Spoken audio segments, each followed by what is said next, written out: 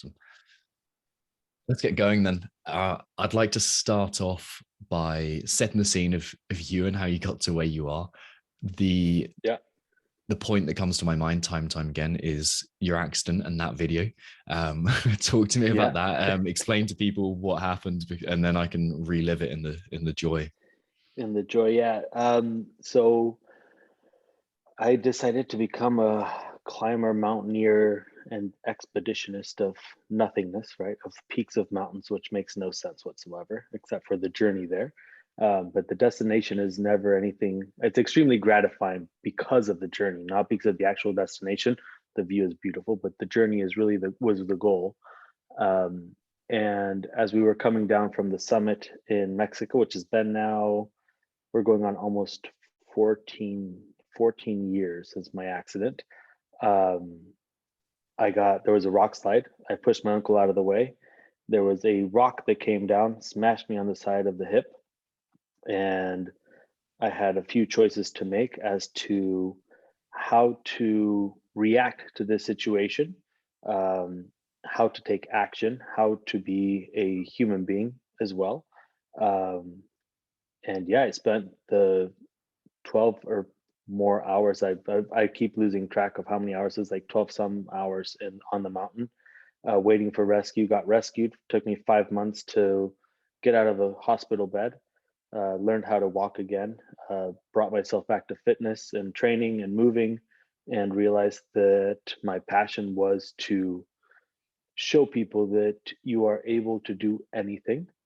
Um, and I think from there, as the progress of passion and the action because of my passion took over, um, I was led into how do I correct people from not having to go the surgical way, or when nobody has an answer, who do you turn to? And I think that's been my journey ever since. And I've gotten to this point where, yeah, it's how do I culminate my entire life into what I do as a profession, which is supposed to be fitness and health? And what does fitness and health really mean? And I think I'm finally getting to that point where, let's just really enjoy life. And it's funny because you bring back the accident and it still gets emotional. Like, I can't say it doesn't, but life is emotional. We're emotional beings and we socialize, and there's a reason for it. Um, but it's interesting because whenever I go back to the accident or the cooking before it, um, it all kind of starts to make sense a lot more now, and it really shows me how important it is to be present and joyous. And I think that's really my biggest philosophy in life, and we can get into it, and I'll get into my spirit animal and all that weird shit. Not my spirit animal, but the coincidence of my Instagram handle. And then when you read what the spirit animal means, it's hilarious because it just makes sense to everything that I am. But yeah, so that's kind of the backstory. That's yeah, a light breezing over. Like there's so much there. The last podcast that we Yeah, recorded all those years went back, into it yeah, heavily. Yeah. yeah, I went properly and heavily into it. But so that's always a reference. But I wanted to touch on that because it frames the conversation quite nicely. Yeah. What was that decision like to dedicate your life to helping people with fitness and health? Did it seem obvious to you? Did it take some time to come about? It really did, right? Let me slow my thoughts down. My brain is going really fast. It was a natural progression to who I was. I love making people feel happy, joyous, loved, right? And before fitness, it was with food. And I still do it with food. Don't get me wrong. I love cooking a good steak and a good English breakfast, and getting people super happy with my food. But it was fitness came naturally to me. I'm not somebody. I'm not an exhibitionist. Um, I think I'm more of a philosopher. And so when I started getting into fitness and coaching people, it was very intuitive.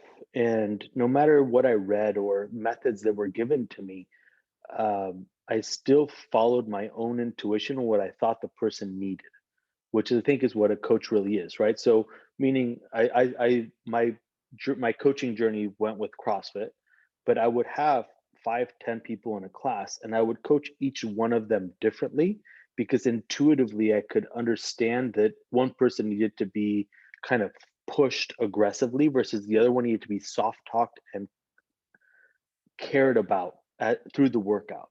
And so I think for me, it's been an intuitive path, and I think it's been.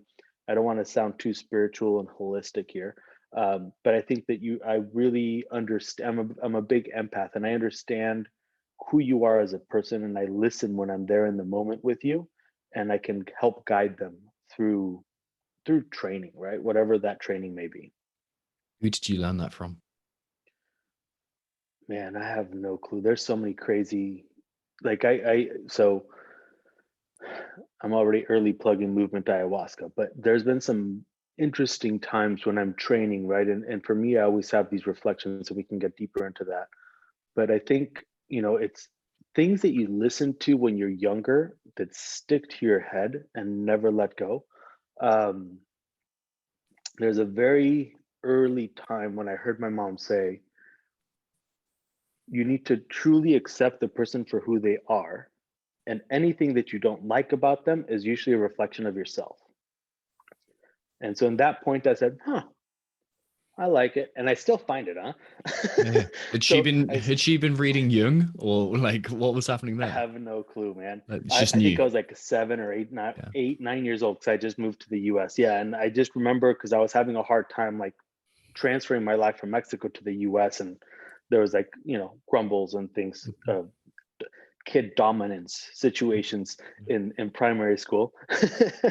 um but it was super interesting, like I was like, all right. And so I was like, from that point forward, I was like, I'm going to accept everyone for who I am. And sometimes I catch myself wanting to bring down. I think it's a human nature thing, right? Like critiquing people. um and I've really come to understand that you're going to be who you are, and I can choose to accept it or I cannot. It's your energy and it's my energy. You're not going to change my energy, and you're not going to differentiate the way that I see the world, at least towards a negative way, in a negative note. I won't allow that energy to bring me down. Yeah. Yeah. I love the way that you're thinking about, okay, I'm gonna work with reality as closely as it is, rather than trying to mesh this person to my preconceived idea of how I believe they should be. It's like, who is this Yeah, person right now? And as a coach, that gives you the opportunity to help them. Whereas without that, you're kind of just, I don't know, proving your own ego, or trying to prove yourself right, or kind of right. insulate yourself. Yeah, for sure. And I think as a coach, don't get again, I think I've made a lot of mistakes in my life, and maybe not mistakes, but I've let my ego push towards certain directions with certain clients where I should have just accepted where they were and made the most out of the situation, right? Um, I think that our ego gets in the way to try and prove somebody else wrong for your benefit, and I think at that point nobody wins Mm, because yeah. they've already have clocked out. Exactly. Exactly. So you've been through the kind of the incident, you've been through the recovery, you've had that video recorded. What was happening in that video that I can't remember? Was it the giant screws? Oh, with the screws being taken out. Yeah, so Yeah. that was the second time. The first time going through, they were taking the external fixator out. And yeah, it's like some of the interesting parts that I remember of my whole journey. It was, saying thank you to the lady who came to take the trash out. Simple things like that, like you'd never know who you're going to impact in life. And I think that intuitively, I think we forget with social media and how easy it is to just type a comment or a diss or a meme or things like this where it puts people down. um, I think that it's time for us to start to elevate people, right? Like we should make people the best that they can be rather than keep pushing them down. And I think that really started from having to survive and endure that pain, but also having to understand that that pain can also affect other people, Mm, right? I can affect people with that pain by being a dick to them because I'm in pain. You should be in pain too. Or I could be extremely grateful and thank everybody that helped me through that journey. So there's two ways, there's two sides to that coin. And for me, I think ever since I was young, and again, I like there's some early memory stuff where I would listen to I mean, for my dad, I would see the actions that he did and how much work he would put in with people that had no money, and him as a doctor. But with my mom, like um, she was like a sage or an oracle, if you will, right? Like she had amazing words of wisdom. Um, and so I think from that stage forward, it was always like, I'm not here to bring people's energy down. My goal in life is to make sure that everybody is brought up a level and is being able to understand their actual potential, their true potential. Mm. It's that And no idea matter of, what, yeah, I'm going to love them. yeah, yeah, yeah, you know? yeah. Where you treat someone with, or you give them the space to take that responsibility, and you give them the Yeah. space to step up to the plate, and people do that. Like, that's what humans do. Like, we kind of we fill that void that you leave, and if the void is one of negativity and like, oh well, people don't like this and like people are shitty, then they become those kind of people. And also you filter that through your own experience. Whereas if you give them the space to become the type of person that they have potential to become, that's who they become. Yeah, for sure. Yeah, it's been an interesting transformation in the way I look at myself in that sense, right? Because I used to look at myself as a high performer. Like I'm gonna get up and I'm gonna go hustle, and the more and more I do this, like I see myself more in the philosophical and shaman, and I'm becoming that master that just wants to help people. The byproduct will be the physical stuff, but in reality, I just really want to get people to their potential. Mm. And I think that I have an interesting perspective to life, which makes it a reality. But I see the human, I see the movement patterns, I see the approach to exercise in a unique way than most people do, and not as a generalized, but for the individual. I have a very hard time generalizing a lot of the work I do, and I think that's why it's so hard for me to just systemize it. And it needs to be individualized because each individual person has gone through their own traumas. So someone can come and coach you and I the same, and we'll have completely different results because Okay. we're completely different people. So the perception, the reactive and the predictive mechanisms that we have inside of us are completely different. So how Mhm. can you expect the exact same results? Maybe we'll have the same results physically or metabolically, but what about psychologically, right? What about spiritually? What about emotionally, right? There's a lot missing in that. They're fragmenting. It's being fragmented. And so for me, is I want to work with the entire human Mhm. because that's where the real results come in. That's where the growth comes in for the human.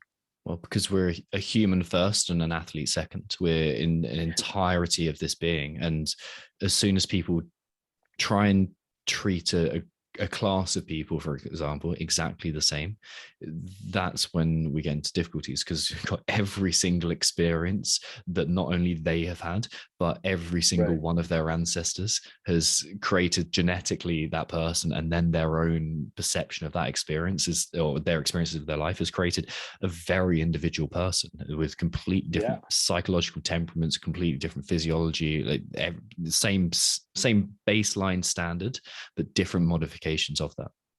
Yeah. So it's you can't expect 100% results, right? And so that's the problem when we start to systemize these things. It's I maybe people can do it and don't mind having that 30% drop off, or Mhm. that belt curve and taking their money and running away with it. But for me, it's like I really just want to help those that want to be helped. Like it's crazy once you actually start to pay attention, just truly care for the person. Everything else, well, at least for me, right? I think there's different typecasts in this world, but for me, like that, my entire world is like on fire. Like I become so much more sensitive to everything around me because I understand that I'm making a true change in this world, right? Maybe for one person, but that person's perspective is changing around the entire world, of the entire world. And so for me, it's been, I don't know, it's just been this weird transformation where I'm still trying to go, don't get me wrong, like I came from CrossFit and strength and conditioning and really understanding the methods and the methodology and programming and the systems and the linear systems. But as you start to really go and see how you're wanting to work with people, you start to understand there's so much more complexity to it that can't really be taught in books. And anybody that has tried to teach it outside of the books has become like the spiritual leader, and somehow it turns extremely sexual, which we're sexual beings, but nobody wants to talk about it, right? Like, but there's so much amazingness that can happen before that step. Like, let people be the monogamous, open relationship, whatever they want. But it's like there's so much more growth that we can do before that. And somehow, so many people that have figured it out before me that are amazing people, well, ish, because I think they get a power hungry and they become kind of weird. But Tony Robbins, I think, is one of the best out there, right? Why is that? Why'd you say that? Have you seen his documentary? Yeah, I have. Yeah. Do you see how quickly he connects with people? Yeah, that's a good point. He can have a room of 2,000 people and he can go up to somebody and within 30 seconds, there's a genuine connection. Not a I'm going to do a psychological trick or, there's a genuine connection to that person and a quickness as to how he can evaluate that person and read him and then be able to have him take action. You know how powerful that is? That's a fucking leader, right? So my goal is to become better than Tony Robbins. I'll say it here publicly for the first time. But I can read a person very well, very quickly based on posturing and everything else, but more of certain systems that I've developed. But it's amazing what that guy can do, the amount of energy that man has. And when he runs his weekends and when he runs his events, that there's 20,000 people that are truly engaged for those 12 to 18 hours. And he can still stop 16 hours in, see one person in the eye and make a true, genuine connection. There's not many people that can do that. Have you been to one of his events? No, I was about to, and COVID hit. COVID. So he'll be coming up. Yeah. Yeah. But it's amazing, right? I mean, you look at that man and he has his business stuff and everything else, but I think the true gift that he has is how quickly he can connect with people. That is a gift. That is a skill to hone as well. It's probably one of the most important ones. Yeah. And I think that as we look into coaching and talking about training group classes and everything, it's like, how quickly can you connect to your class? Not just manage it and run it through the workout. Anybody can do that. Like, you can hire somebody off the streets to do that. But how well can you truly connect to the people to make a true impact in their class that they come to, whether it's twice a week, 3 times a week, or 5 times a week?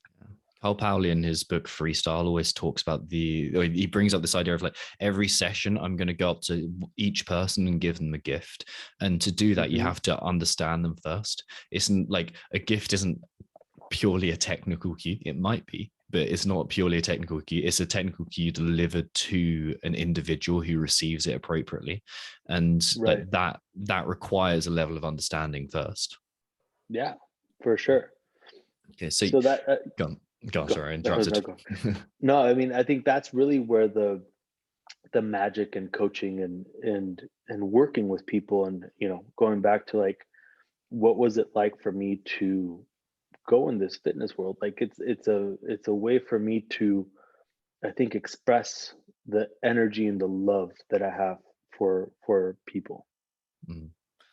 So you experience the accident, you rehabilitate, you find out this idea of like, this is where I want to go, this is who I want to be, coaching, CrossFit, strength conditioning. When did StrongFit come into your life? There was a point where I was wanting to be everything at once. So there was no more surgeries that needed to happen on my hip or my arm. And I was very strong. I think I was very quick.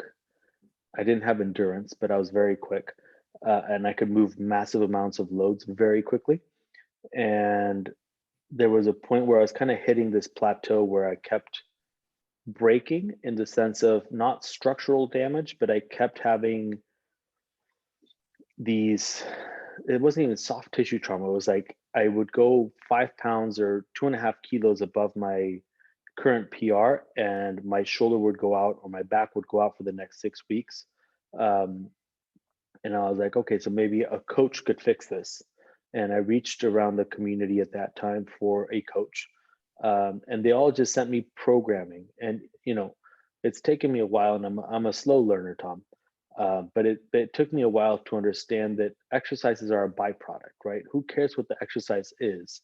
If you can create the proper tension, you have the neural output and the capacity, the skill can come along fairly quickly. That's what I was thinking back then, but not in those simpler words. And so I knew the programming for me would not work because I was already doing more work than the programs had. And so I kept looking around, and I found StrongFit. I found Julian, and he was the first one that treated me like a human. Actually, had a conversation with me about who I was and why I wanted to go where I wanted to go. Um, and when we did our initial one-on-one intake, our initial assessment, he was the one that was able to show me why I was breaking, why my back was spasming, why my shoulder kept fucking up. Excuse the language. And so I think that's really what drove me to be able to be like, okay, this guy has something. Um, and from there, I just started taking everything and building and building and building off of it. So I would record our sessions. I would watch him coach other people until the point where I got comfortable enough to start implementing what he was teaching at my gym.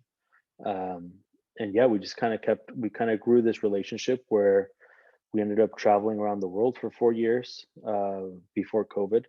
And, for 3.5 of those years, we were on the road 24/7. So we were in a different country every 10 days, teaching seminars and teaching people about this system. And yeah, that's basically where I ended up with Julian. Is we've built this following of people that have been frustrated with the system for so long.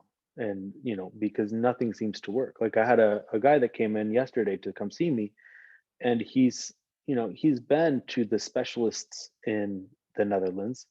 He's tried the acupuncture, he's tried the cold therapy, he's tried the hot therapy, he's gone to the best of the physios, he's gone to universities to have him look at it, and the discomfort in the back doesn't go away. And so he came to see me, and we were able to lower the discomfort in the back from an average for him was about a 6 or a 7, meaning it takes a while to get out of bed. Um, there's a lot of fear and a lot of challenge subconsciously for him to go do barbell deadlifts or back squats. And, I think that the biggest pro that I had over most of the people that he went to go see is that I've been there. So I've lived those Yeah, issues. that's a huge amount Um, to have that. Yeah. that's a lot of knowledge to have Yeah. on the back of your mind. But also, I was able to understand his type of training, and just by seeing the lifts that he was able to do and not do, I could tell what muscles were slightly more turned off and turned on. I could tell some behavioral traits that he had. Um, and, within an hour session, I took the discomfort all the way down to a 2. And so, I'm not saying that that's the magical fix and I fixed him. That's the beginning of his journey, right? Because now, from now forward, we can start to build a better human being.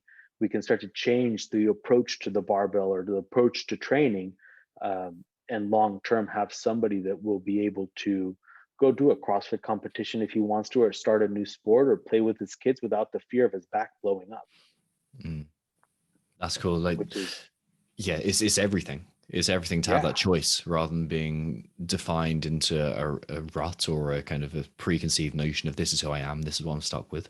To have your freedom back is colossal. Yeah, and like the crazy part is, like, he's seen neurologists, like he's gotten nerve tests. Like, you're looking at somebody that's literally looked out every single avenue to try and take away the discomfort in his low back, Mm, which is crazy. yeah, yeah, and kind of I suppose the journey into this depth was definitely channeled by Julian. And Julian is a man who's, I think, from the limited time that I've spent with him, both an enigma and exactly what you see. There's like I can't figure out what makes him him, but like he is exactly what you see, and like he's a fascinating guy. What did Julian teach you that you wouldn't have got anywhere else? Oh man, so much. Yeah. He's an extremely brilliant man, that guy, and he can pull from everywhere and just bring it all together. Like it's amazing because he'll send me studies and I'll read them. And I'm like, yeah, okay, but he's like, yeah, but he explains it in such a simple way. You're like, well, that fucking makes sense, right? Because like we're doing like lactate testing towards anxiety and depression, and you're reading all this stuff, and how lactate is transferred from the brain or to the body depending on energy expenditure, and but then he takes it into the nervous system and what it means for the nervous system, and then he takes it into the gut and what it means for nutrition, and so he's just a human being that can take and not fragment the person, the human itself, into either physiological, biological, neurological. Like it's all in one. And so he's opened my eyes into the theoretical world that I think I would have never gone into. I'm a very much a practical person, Mm. and I think that both are needed. And so I think that he's brought that a lot into what I do for coaching. Yeah, like he definitely sees the picture as a whole. Like Yeah, when I've listened to podcasts or when I've been to seminar or when I've just chatted with him, he's always he has this perspective of like, oh, okay, I see the situation and how it links in. For you, that must if you're a practical person, that must add this kind of like different layer or different perspective or different kind of background that you can view things through. yeah, for sure. I mean, it's always something like, you know, like I said, I don't follow the rules very well. And so I coach people how I think they need to be coached. And he'll come about and start talking about lactate or, anxiety, depression, PTSD, imbalances in muscle sounds. Like, I'm like, that's what I've been doing. He goes, yeah. He's like, but here's like the proof of it. It's just that they never looked at it for training or strength and conditioning, or how it could be implicated by moving, by training. And so I think like that's one of the bigger pieces, is like the layer that's added for me. It's like, okay, well, now I can actually point people to studies if they want to learn. Most of the time people just are like, all right, well, I feel better, thank you very much, and we're good. Mm. So, but I think the deeper layer being added is that he's able to explain a lot of the intuitive stuff that I was doing before. Or if I have like a really cool idea, or I had a client and I started to notice something, I bring it up to him and he's kind of like, okay, interesting. And then he'll start to look all over the world, all the different studies and different parts and different branches of science. And he'll try and find a reason of how it works, which is, I think, amazing. Yeah. And how does all I don't this? know how he stores so much in his No, brain. no, me neither. Like his trait openness must be like off the scale of just like Yeah. it's so much connection between ideas. How does this all lead to movement ayahuasca? Yeah, so we were, you know, originally when we started the Strong Fit seminars and everything, and I would go to Julian, I was like, okay, so what is it that we want to do? And he said, I want to help and fix mental health and explain it to people. And I was like, all Was right, this right at the beginning? right at the beginning. Yeah. And I told him, I was like, well, let's just, start by fixing people's deadlifts. I think like, a lot of the population would be good if they could just deadlift and their back doesn't blow up. And as we started to go through, he had the torque chains, and then we went into the phylogenic hierarchy and the nervous system and the nutrition. Um, and really in the phylogenic hierarchy is where I got not stuck, but I got really obsessed as to, these kind of drivers of sadness, anxiety, PTSD, and these revolving cycles of where people spend most of their time. And I started to pay attention to how, and again, I think intuitively, like I've always been very emotional in my training. And emotional doesn't mean like I cry after each one or anything like that, but emotional, like I invest myself into training. And I think a lot of people just use training as a passive way, or a as the product of like, if I train, I'm going to be better physically, mentally, emotionally, right? And so that's where I started to see that there was a disconnect there. And we started reading, and he brought up William Reich and a concept called muscle armoring. um, and he kind of brought up all these different kind of studies, and people bringing up other ideas of how the energy is stored in the body, and what's happening in the body. And as I started to read, now probably, if you look up like somatic therapies and things like that, where movement helps heal, I started to look, and I would get really obsessed with certain body parts. Of course, it started with me and my accident. So I was like, okay, so what does this all mean? And like, one of the biggest aha moments I had was, I was lifting, and at the time I could get, I don't know if you want kilos or pounds, but maybe like a 200 kilo, 450-pound deadlift. I could do deficit, perfect tension, meaning, the spine, there's no movement in the spine, nothing physiological is being displaced. Like, tension is where it's supposed to be. But still, after certain events, I would notice that my left hip would just get super, super tight and painful. And I was like, that's just so weird. And then I started to notice that it was Julian's right hip. So I was like, that's really weird, right? We both move fairly well. And yeah, we have certain imbalances and everything that we're working on, but the amount of stress that we put on the body, it should not be painful to just be walking around. And within the phylogenetic hierarchy, and understanding the states of the nervous system, we started to play around with a training session where we go through each one of the states, and then bring ourselves back. So the states would be a flow, fight, flight, and freeze. So 4 states. You have the flow in the parasympathetic, fight and flight are in the sympathetic, and then you have the freeze back in the sympathetic and the parasympathetic. Sorry.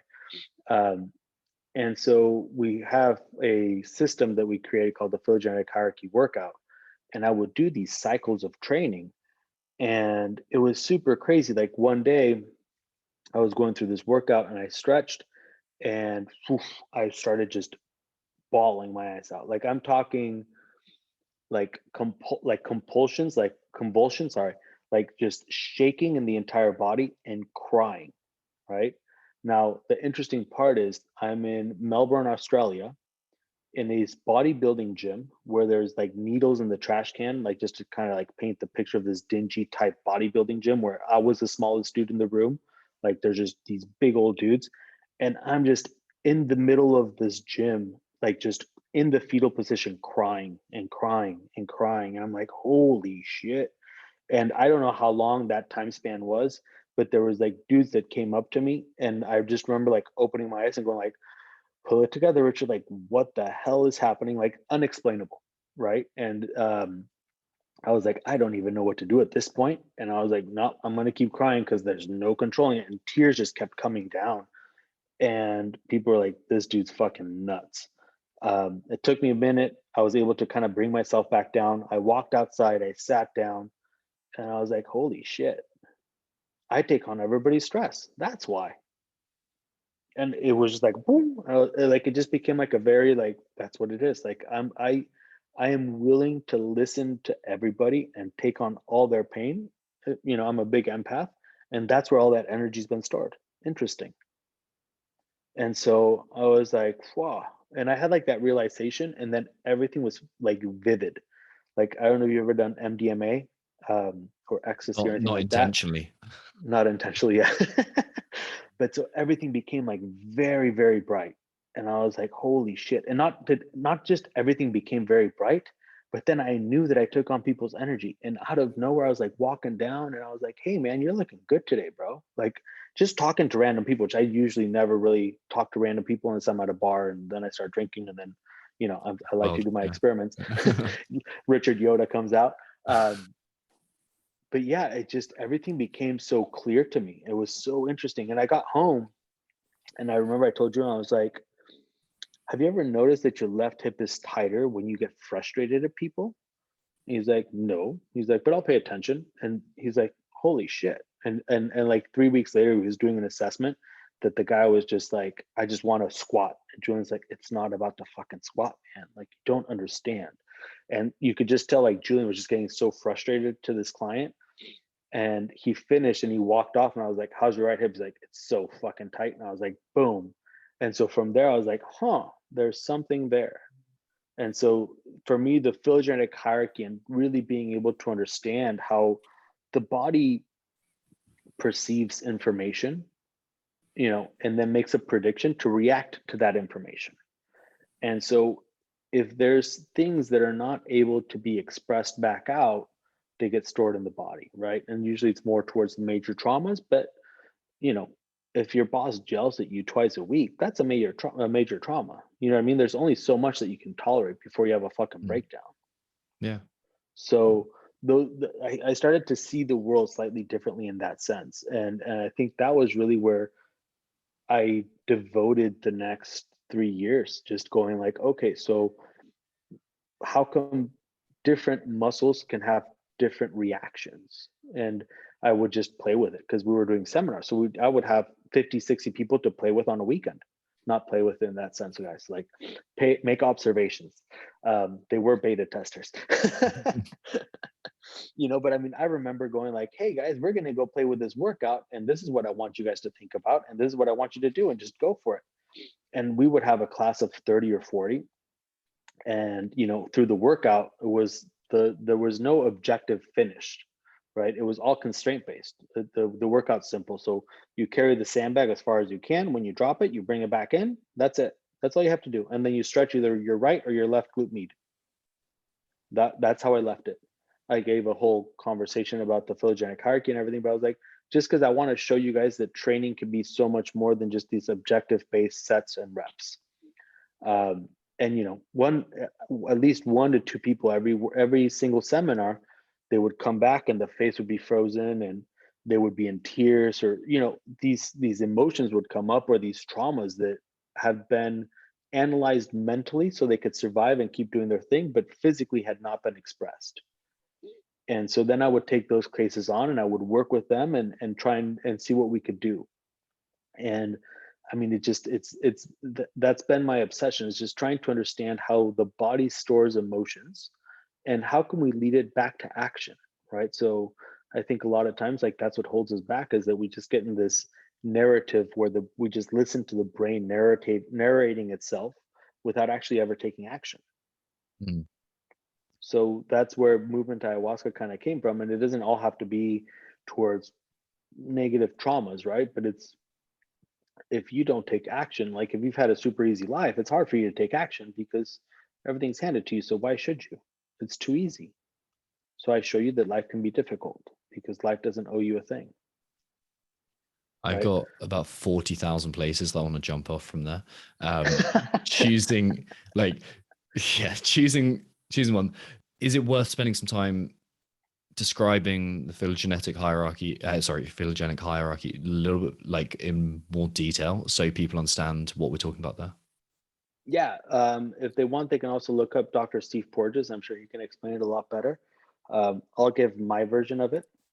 And so basically, the phylogenetic hierarchy is split into a flow, a fight, a flight, and a freeze, right? So you have the dorsal vagus nerve, which would be the freeze, which is our most ancestral type of response, which is if a bear's attacking you, you play fucking dead and hope he doesn't eat you, because the body understands that there's nothing else it can do at this moment but try and shut down its entire system to try and survive, right? The other way to look at it is if you were at a mountain and you get smashed by a rock. Somebody's been there. Right? Your last defense mechanism is for your entire body to not feel pain and for you to understand that you're going to die. So you just shut down completely. I chose to fight, so therefore my body went into a sympathetic side. On the sympathetic side, you have the flight and the fight, and they always link them together. But I don't like, one of the arguments that we always make is like, you're going hunting versus you being hunted is not the same reaction. It's not the same expression. It's not the same action, right? So you could be going hunting for a bear and it's all fun and games until you lose your weapon and the bear comes after you. Now you're no longer hunting. Now you're being hunted. Mm. So the body reacts differently, and that can go a little bit towards like lactate levels and things like that. And for that, you can go to strongfit.com and join our mighty networks and learn all about it, because that requires a lot of a lot of time. But so being hunted versus going hunting, right? And then you have the flow, which is the most modern day, which is the ventral vagus nerve, and that's what allows us to socialize, to have emotions. That's where we also have I think it's a 10th cranial nerve that controls the facial expressions. So one of the things that I've gotten really good at is I can read facial expressions. So I can tell when people are anxious, depressed, excited, uh, totally not there and frozen, right? Just by looking at their face. So their eyebrows can show a lot. The cheekbones shows a lot, right? So this is one of the things that scares me about my son, is when I go to places that force the mask. It's not a COVID thing. Yeah. It's that allows him to not learn facial expressions. Like, I watch him see people speak. He learns social interaction by looking at the face, because he has no clue what they're talking about, but he can see the facial expressions. That's where we learn.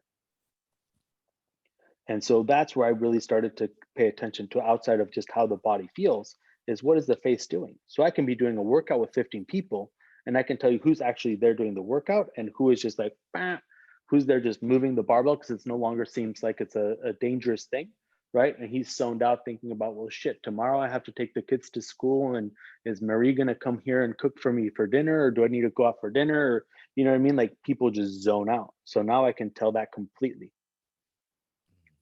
So that's the basis of the phylogenic hierarchy, if you will. And so we need to think about being, on the top part, on the flow and fight, not just on the flow. We need action too, right? Like, if we go towards a workout, whoever wants to finish a 5K or a 2K or Fran, or any of these high intensity workouts, going, that was nice. No. What do most people do? They want more. So what do? They add more volume. But adding more volume doesn't add more intensity, it just adds more work. So what we need is the intensity. We want to find that fight again. That's why we fell in love with CrossFit in the first place, because we were on the floor dying, but there was a moment where you're like, we're going to fucking go, right? And so that's where we start to see that switch from flow to fight. You need to have both. Okay, so the problems people encounter not is not fulfilling that complete loop. No, because if you think about it, most of the people get stuck in flight, right? So flight meaning more towards the anxious side, if you will, right? And again, this is a very like base Surface level. yeah, like yeah. there's a whole universe, because then you're having to look at the brain networks, you're having to look at what the hormones are doing. There's a whole lot going on, but I like to explain it in a more simple way, right? Yeah. So we can split it into 4 quadrants. It's a little bit more simple for people to grasp.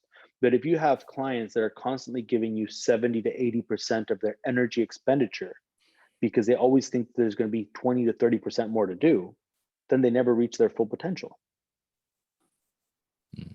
So whenever you have a client that's finishing going like, hey, is there more to do, or can I go do some abs afterwards?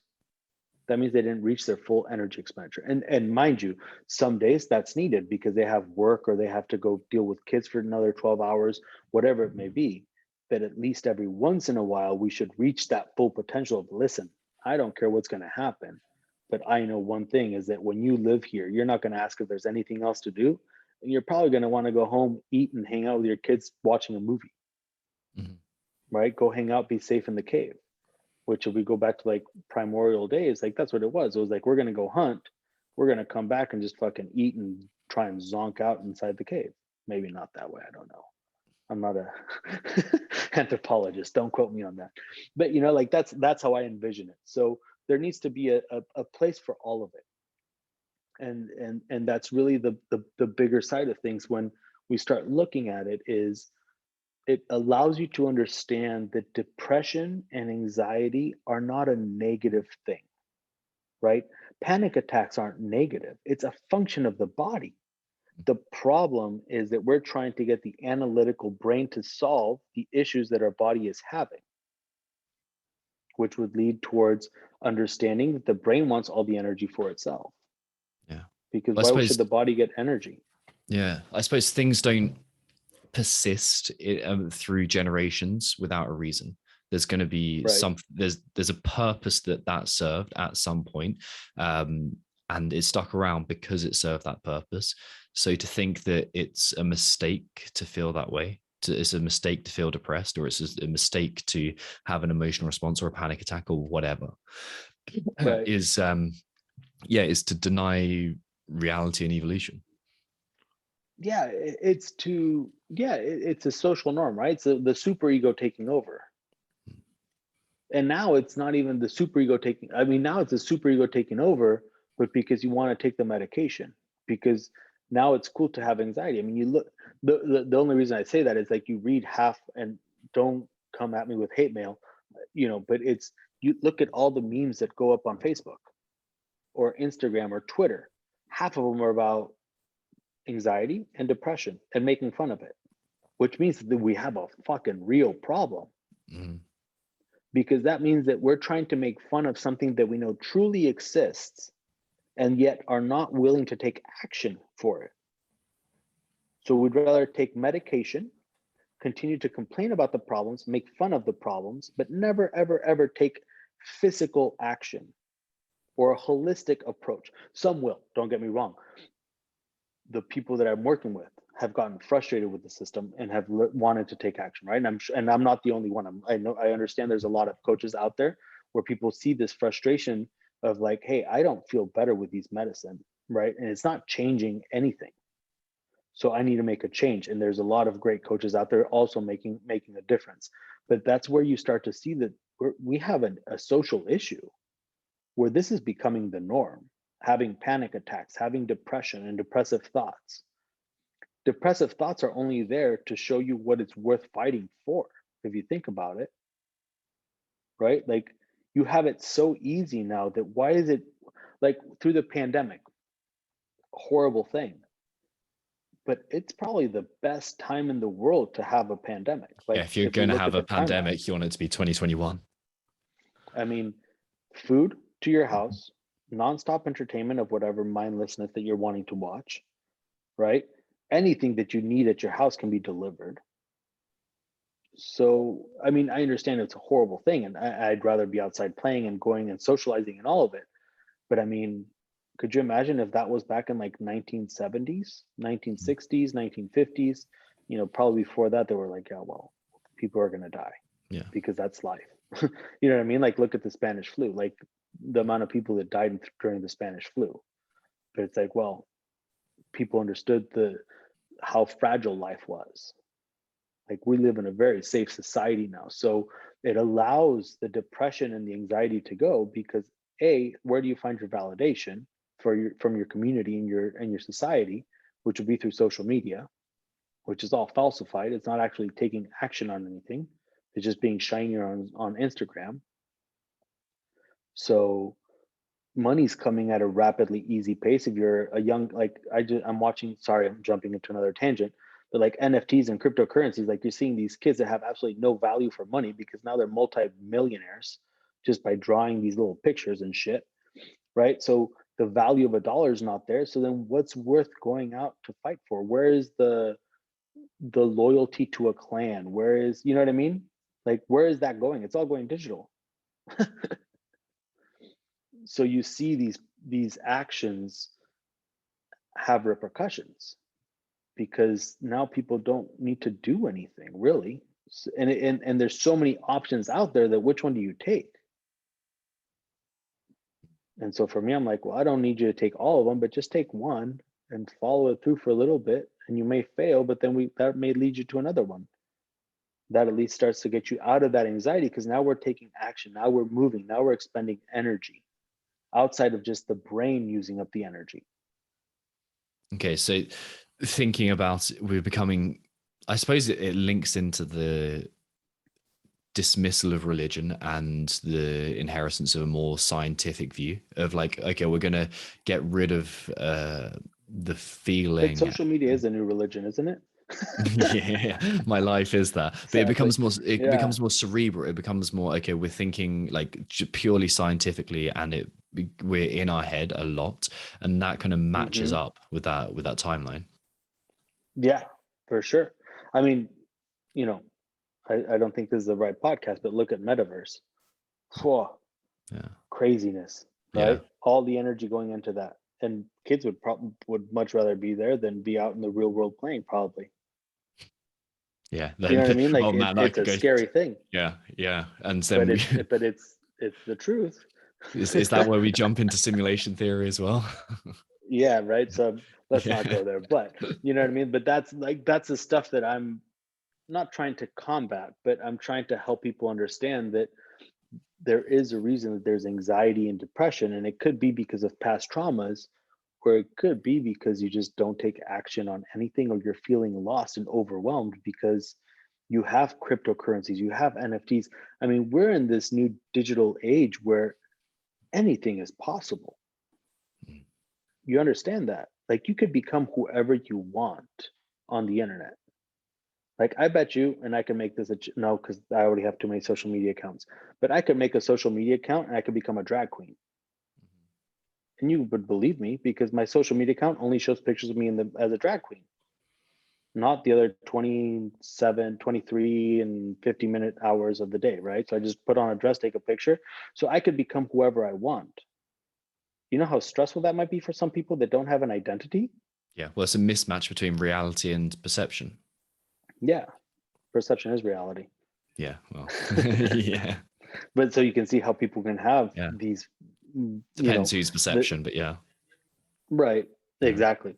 But you as a human being are multidimensional. So then which dimension are you looking at to justify X, Y, and Z? And which dimension is having issues with it? And then you know what I mean? So that's where the issues start to come in, because then it just becomes so crowded in your head. Where do you go to first? So another one of my jumping off points that Yeah. we're going to go through all 40,000. We've got Moving forward, yeah. 39,999. What muscles are linked to what emotions? Okay, I'll give you the basics. Mhm. So, and this is my philosophy, and people are always like, which books do I read to go through this? This is what I have picked up through a lot of experience. Um, and there's a list of them, but I'll give you the basic quadrant. So if you look at the upper left side, it's more towards self-love. So if I'm looking at like the left pec, it's like love towards self, right?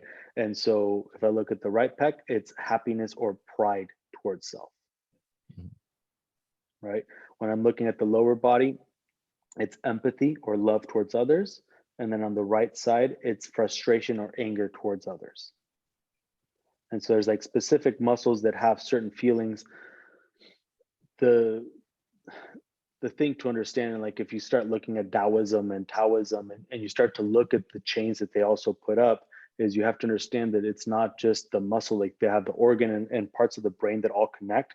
So there's like dimensions to it. Like you don't get to decide, oh, my right pec is strong, like therefore I have self-love, or I'm going to get my right pec stronger and I'm going to create self-love. It's, I think I look at it as the neural connection, the amount of neural connection that you have to that muscle. And so when I start to look at like the left side, and I start to look like at the trap part, right? So like the middle of the trap, or if like your neck ever feels like heavy, you're like just trying to like move it to loosen it up on the left side. It's usually like over socialization. You're like, I'm just done. Like I just need me time. When I look at the right side, it's always stress towards work, towards the boss. Usually like I've had people like you start to have like super high neck pain.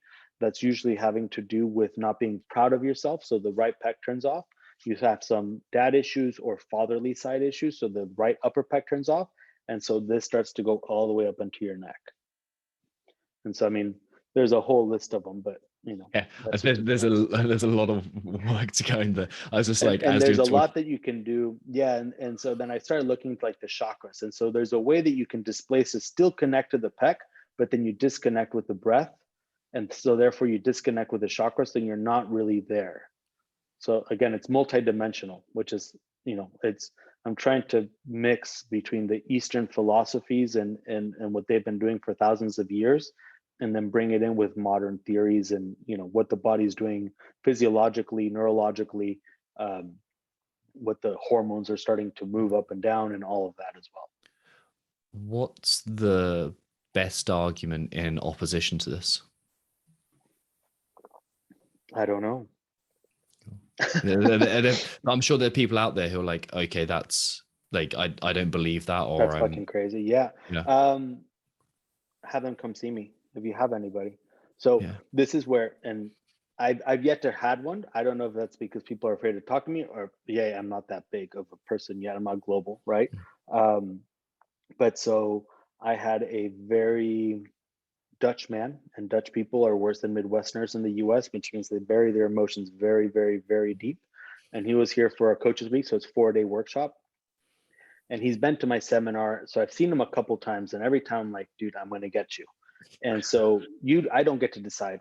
This is where the mm, ego kind of gets in the way a little bit, um, you know, because he admits of what he's hiding when I talk to him, um, but he still won't act on it. And this time I've bettered myself through the last, I think it's been a year and a half that I've seen him, and I was like, I'm just going to play with it because this is somebody that if there was an opposition, like this is the man right here. And we went for it. And after like it was the third day where we were doing this like certain type of training exercise. And I just didn't let him escape. So now I can see the drop off points where there's a disconnect between tension mentally, physically, and emotionally. And so I can see those points and I can change the slight movement of the head, slight movement of the body, giving different cues, doing certain things, allow everything to kind of connect. And I got him to cry, and he was like, just kind of, whew. But then he felt way better. So I was like, there you go. So just go walk. I'm like, see, it wasn't that difficult. It's just you were afraid of it, right? And again, because of whatever's been happening in his past, like I don't need to know the details, if you will. I just need to understand where he doesn't want to go, where he wants to go if he wants to go there, but also understanding that it's not an informative thing, right? It's not a memory. It's an experience, if that makes sense. And so once I got him to have this experience, I was like, well, you could give me anybody you want, and I know exactly how to get to them if I need to get them to understand. I don't personally like to do that because I'm not here to play God. You know what I mean? Like I'm not here to have you relive certain experiences in your life that maybe you're not ready for. Like an ayahuasca, like you take the ayahuasca, you have your shaman who's going to guide you and everything. But if you're not ready to open those doors and you open them, you're not going to have a very good trip, right? So now with the shaman, usually they take you through this trip, and then you come out and it's, it kills the ego and allows you to get to your sense of self. And supposedly there's calling so that you don't have a bad trip, but I've met people that do. And so that for me is part of the different part is I'm here to take you as far as you can truly take yourself. And I think that changes the conversation. Again, talking active versus passive. I'm not relying on a drug or a stimulant. I'm relying on you as the client to do it. But that he would be one of my biggest oppositions, if you will. And I was able to get him to have the experience. And afterwards I said, hey, this is what you should be working on for, when you leave.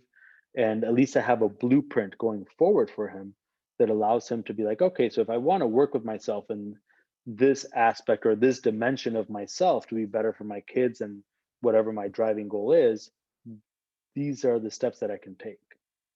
yeah. There's like, I'm trying to get all my head around this. I haven't been in the strong fit world or your world or the movement ayahuasca world for a while now. I've been kind of Yeah. focused on other stuff, and like trying to get back into this and kind of figure it all out is but there's a lot to do, isn't there? There's a lot that we're speaking around. If I was gonna prove it to myself, if I was like, because the thing you say about stretching and releasing emotion, you hear the story time and time again. In like, I went to Yeah. yoga and I just sobbed. Like it was Yeah, this stretch or for this sure. movement for me, and I just sobbed. So, and it seems impossibly irrational to believe that there's no link between the physical, emotional, and mental. Like it's you're one being, and it all relates Right. to each other. And we know how um, we know how one affects the other. Like we intuitively know it. Um, where does this go next for you? Like, what's the direction that you're traveling in with this? Um, my goal is to make the biggest impact I have and to leave a legacy for my kids, obviously. But I think for me, I've been playing around with it a lot, and I was doing this kind of, I called it the gauntlet, but I think it's called the ego killer, that I did this workout because I took all my best lifts and I did 4,200 reps. So I did 100 reps per 7 rounds moving, right? And the ego wants to break down, meaning I'm strong enough to do 60-kilo bench at 100 reps or whatever it may be. And then you start to understand the just for movement and going through that whole process. And then I did a 10K run after that, just to kind of cool it down and get my thoughts in order, because there was a lot that went through my head. And for me, is I want to create an impact, and the impact and the product that I truly want to create is a place for humans to express themselves and to have a blueprint to be their most authentic and their most truthful selves, to allow themselves to love and to care again. And so what my end goal for this is to be able to have either nonprofit or just being able to work with people that have the contacts to get me to go to juvenile halls, to get me to go to retreats or to places where there's been women from human trafficking or boys from human trafficking, going to prisons, being able to help people that do not normally have this type of either capital or investment or an understanding of where to begin, right? So I think that for me is my 10-year goal.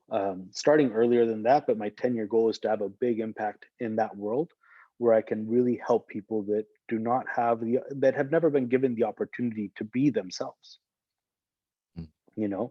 If you're broke, if you grow up in a world where your father's abusive or your mom's a drug addict or the other way around, or you know any of that, you have options to take for sure, but you were never allowed to be you, right? So for me, is see, you're making me emotional, man. It could be the whiskey. No, it's this conversation, right? It's emotional because it's how can you show people that you love and care for them without wanting anything from them? That's the impact I want. To give. Yeah. See, now you got more emotional, man. Change the subject. No, but that's I mean that's the I think that has become a lot more clear, I think, in the last few weeks. If I have a talent, why not use it for the best that I can, right? And so I think that's really where the drive is going to go. I don't know how I'm going to get there yet, but I'll find a road. That's the thing about a vision, right? You don't know how you're going to get there, otherwise Yeah, it'd be boring. yeah, that's very true. The journey is the fun part, just like mountains. Just like the mountains. Yeah, there we go. Where did the name Movement Ayahuasca come from? I had a client of mine that came to see me, super cool dude. Um, did an ayahuasca because he had Lyme disease and he had looked all over the world, and it was one of his kind of last resorts. And with the ayahuasca, he came out Lyme free. And you're like, that's again the shit that you can't explain. So I'm not saying ayahuasca is it's not a right approach either. If you want to take the what would it be, the plant, right? Like all that stuff. If you guys are up for it, go for it. But it's I did a workout with him afterwards, and it was when I was really playing with the photogenic hierarchy and the emotional mapping. And within 2 hours, he kind of broke down, and he was again one of my beta testers. I don't think he knew what he was in for, but I just was relentless. And he broke down, and I had a whole group of people where I literally was like, "Hey, you guys can go walk around and talk about what you've learned through this session, watching me coach him." And I just kind of sat there and just hugged him for a while, and he's like, "What the fuck, man?" He's like, "That was more powerful than the ayahuascas I've done." And I was like, "Huh, movement ayahuasca." And it just kind of stuck in my head. And I talked about it like 2-3 years ago in a couple podcasts, and it just always stuck in my head. And this year I was in Italy, and I was just like, I really want to, like, my drive is to work with people and connect with people And I was with my brother, and I was like, I do this like movement ayahuasca. And he's like, that's a powerful name. And I was like, yeah, it is. He goes, you should do something with it. And again, take an action. Stop thinking about it. Just take action. I was like, all right. And so I called up a couple people, and I got the name branded and trademarked, and I was like, I'm gonna do it. Like, there's no reason I shouldn't. And I was like, yep, it's gonna happen.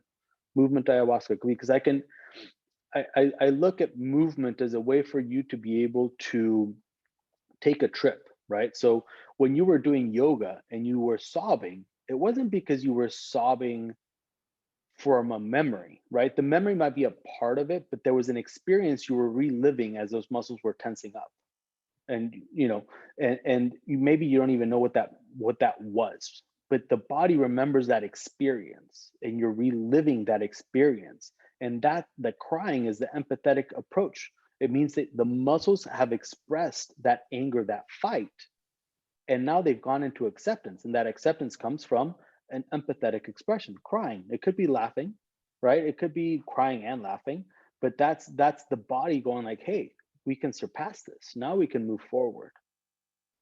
Yeah, the phrases or the quote that's coming to mind there is, until you make the unconscious conscious, it will dictate your life, and you call it fate. That Jungian idea Yeah. of like, okay, it's you're processing it whether you know it or not. And I suppose what the kind of the unsaid bit of that quote is, and then you do something about it. You make the unconscious conscious, and then you change it. If you're approaching it through a therapeutic or psychological frame, or a therapeutic frame, that's the steps you'd Right. go for. You'd go, okay, I'm going to absolve myself from the story, or I'm going to rewrite the narrative, or I'm going to do whatever the therapist recommends. Right. I Yeah. suppose what you're doing there is you're processing it physically. You're bringing it kind of to conscious memory again in a way, and then you're doing something about it. You're addressing it. You're kind of having a Well, because what's the physiological point of just adaptation. constantly reliving your same trauma? Well, yeah, exactly. Then you stay in the victim, right? So And it again, reinforces it. I thank God for my mother, right?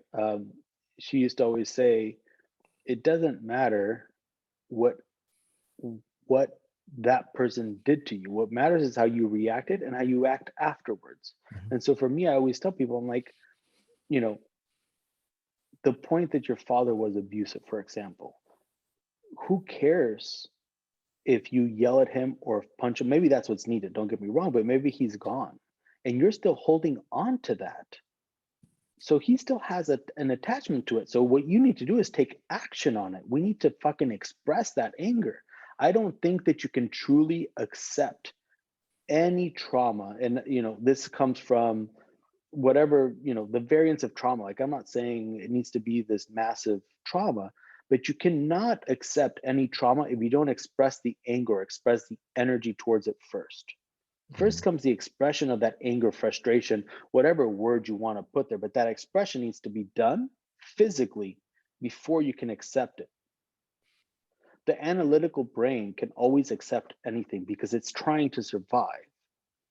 But then you have those nightmares, or you can't sleep, or you're constantly going, well, I forgave him, but I'm still thinking and thinking and thinking and thinking and thinking. You haven't forgiven him. You have not accepted it if you're still thinking about it.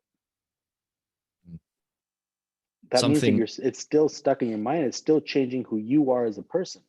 Well, something I've been figuring out. Something I figured out a while back for myself, but ever since I've been looking through the lens of it, is that there's a certain comfort and predictability and almost like a false safety that we get from victimhood. It's like, oh, I know this. I know that I'm in this, and Well, therefore I can yeah, simplify the it's world. not, but it's not victimhood, right? I mean, yes, it is victimhood, I'm but the Yeah, I'm body talking is about. very, Yeah, but go on, the sorry. body is very comfortable with the hormesis and homeostasis. Mhm. It's very cyclical. It understands how to survive. If survival mode was in this line and you move this line, you've taken it outside survival mode. That's scary, Yeah. right? Again, that's a problem with linear progression.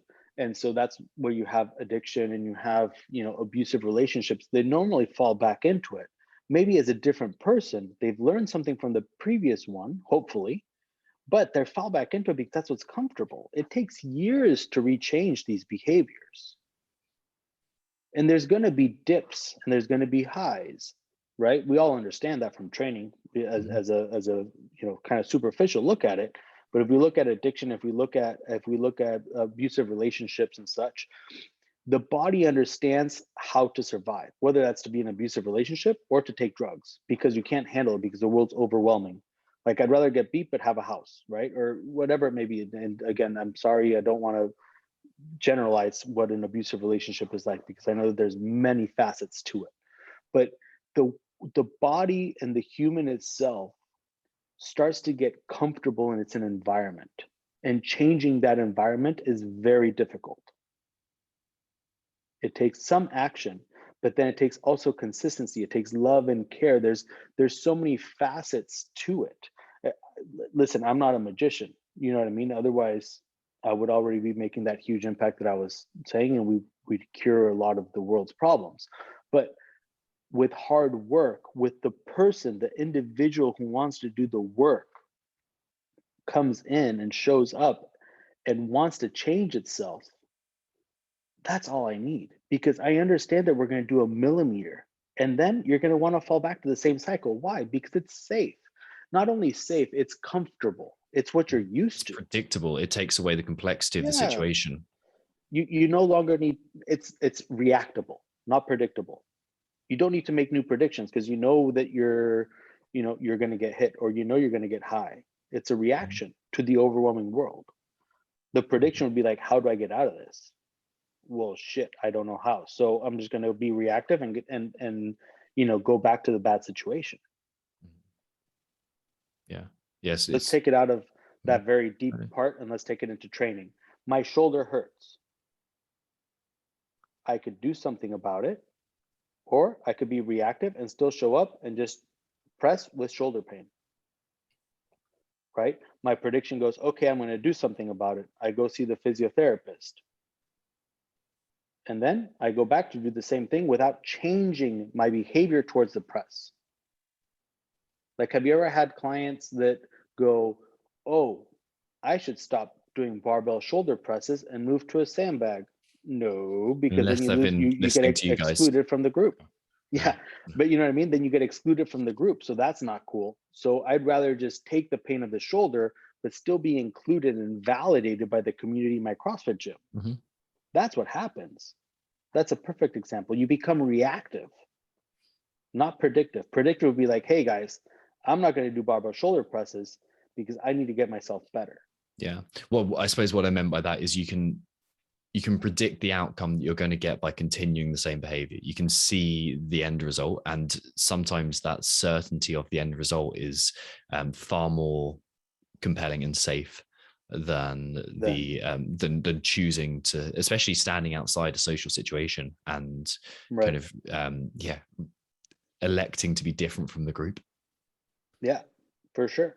I mean, we as humans, again, that vagus nerve wants us to be social. We need validation. We want to not challenge ourselves, right? The challenge to the self, right? Mhm. So in order for that, we'd rather be, you've been brought up in a social class, whether that's gangs, whether that's CrossFit, whether that's bodybuilding, whether that's track, whatever that situation is, you've come to become validated and you don't want to lose that.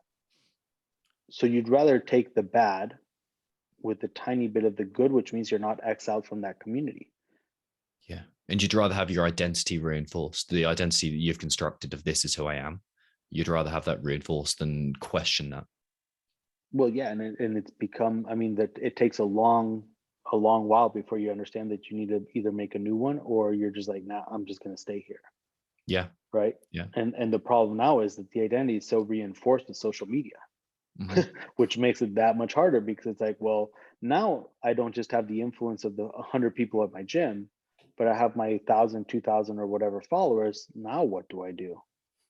How Mm-hmm. do I change this? That's difficult. That puts you in a corner. That's survival mode 100%. Flight, anxiety, panic attacks. It becomes so overwhelming because you're like, well, how do I even leave this? Right. So just to put it on a very simple note, like, how many people out there of your listeners have wanted to leave your gym but get anxiety over the connections that they may lose. Now imagine if you have 10,000 followers, how much bigger that is. Imagine if the entire world as a whole can understand what you're trying to leave. How does that look? Yeah. Yeah. And so that's why it becomes so overwhelming. And I always tell people at the end of the day, everybody's extremely fucking selfish and nobody gives a fuck. Do what you want to do. Yeah. But You know what I mean? there's the But often it's cited, easier said than done. yeah, there's the often cited study though that the second biggest fear in life is death, and the first one is public speaking. And that's the fear of social rejection. It's the fear of standing out. Like, we are so hardwired to fit in and blend in, and it comes with negative connotations, but be a sheep. It's in like form part of the flock and just not be the tallest poppy. Yeah, 100%. Yeah. Yeah, so that's the basis. I think we've gone on tangents, and I've had a couple whiskeys, but this has been beautiful. But yeah, that's really where I want to see the changes of people, because we're talking about the ayahuasca and where movement ayahuasca came from. Like that, I want to make sure that what I provide for people is not it's not me providing a short-term reward, but me truly giving long-term value to my service. Beautiful. Meaning, I don't want you to leave what you working with me, and then 3 months down the line, you're back in the same and not having an understanding of how to get out of it. Right. So that's something that I always want to do with my clients, is give them long-term value. Like, yeah, you're more than likely going to fall back into the same routine, or you're going to feel down, or you're going to feel super high and over anxious, and but there are tools that are there for you that are active, that if you choose to do them, can help with this situation that's happening, this overwhelming sensation, or this lack of drive, or motivation, whatever it may be. And so that's what I think is the biggest thing that I want out of movement ayahuasca, is I want to provide tools for people that really want to change their lives. Because again, was I supposed to be hit on the side of the mountain? I don't fucking know. But all I know is that it fucking happened. Mm-hmm. So I need to make my decision. Do I need to change that, or do I not? Right. And so now I have the tools necessary if I choose to change the situation that I'm in. Right now, I'm in a really happy situation, but for the most part, there's tools there to help you get out of that anxiety, depression, PTSD, negative self-talk. I mean, whatever gradients of it that you want to go through. And I think that there's very simple ways to approach it. It doesn't need to be extremely difficult, but there's definitely simple ways to approach it, and we need to have a way to make people independent again. It's not a byproduct. It's a byproduct to do the movements, right? It's a product to actually care about the movements that you are doing. Yeah. Because the movements that I teach are the ones that we've taught in Strong Fit and we've taught in CrossFit, but I give the reason behind doing it. And the byproduct is the exercise that we're doing. It goes so much deeper. I like how it's reinforcing independence and self-efficacy. Yeah. Yeah. That's the thing. Like, if it relies on someone else, if it relies on like, oh, you've got to rely on me and my thing in order to create your change, then you smell the bullshit. If it's like, right? here are the tools, and this is what like we're trying to do as much as possible, like, here are the tools, go and use them as much as you can. And if you want help, we're here to provide it. But like go and do this work for yourself, and we'll teach you how to do it. Yeah. And I think that's the beautiful part of what I do. It might not be good for me in the long term because I run out of clients. I don't think I'll run out of clients, but I don't think you will. But I always tell people, I'm like, I want you to start off as my client and finish off as my friend. Because I always get along with everybody so well. But at some point I'm like, you don't need me anymore. Like, you're doing great. So go do your thing, but let's keep in touch. And if you have hiccups along the way, then cool. Let's talk about it. So talking about clients, how can people find out more about you? How can people like visit Movement Ayahuasca, that kind of thing? Yeah, so I have my first Movement Ayahuasca retreat is going to be January 5th to the 9th in Mexico. I have this beautiful hotel, and the experience that I'm trying to bring with these retreats are, a little bit more luxurious, and I want to make sure that not the luxury part, but I want it to just be like a beautiful place where you can just truly immerse in yourself and not worry about anything else. So movementayahuasca.com. I have Movement Ayahuasca Instagram handle, and then all my personal stuff is at Rare Barracuda. Oh, we didn't touch on spirit animals. Oh, spirit side. So before we were doing the movement ayahuasca stuff and everything, and I was like, well, let's look at. I was like trying to justify because my wife wants me to change. She didn't want me to change. If she listens to this, she'll be mad. But we're talking about maybe changing the Instagram handle, and I've gotten so fond of Rare Barracuda, and we were looking into it, and I named it Rare Barracuda because I saw a very big barracuda in Cozumel when I was diving, and I was like, man, that's beautiful. And so my Instagram handle became Rare Barracuda. So fast forward to now, we were like trying to see what barracuda could actually mean. They would be, because they're an ugly fish, they're not pretty. They're mean and everything. And we were looking at what the kind of spirit animal of it would be, and literally it goes, the barracuda spirit animal. You're going to take a ride on the wild side, and basically the barracuda understands when there needs to be love and when there needs to be care, and sometimes their love and care will be shown off in a very mean way, but it's because they truly want to make you and see you succeed. And I was like, that's beautiful, because sometimes I get very passionate and people think I'm being an asshole, but it's just because I'm so like, how are you not this invested in what we're doing? Let's go. And so for me, it was just like, I was like, I'm never changing my Instagram handle. So Rare Barracuda forever. The one. It's also a great classic rock song. Yeah, it is a good classic rock song. Right, dude. Thank you so much for your time. The Barracuda. Absolutely. That was really great. appreciate if you it. ever want to, we'll need to do an Instagram live and we can just talk a little bit as well. That'd be fun.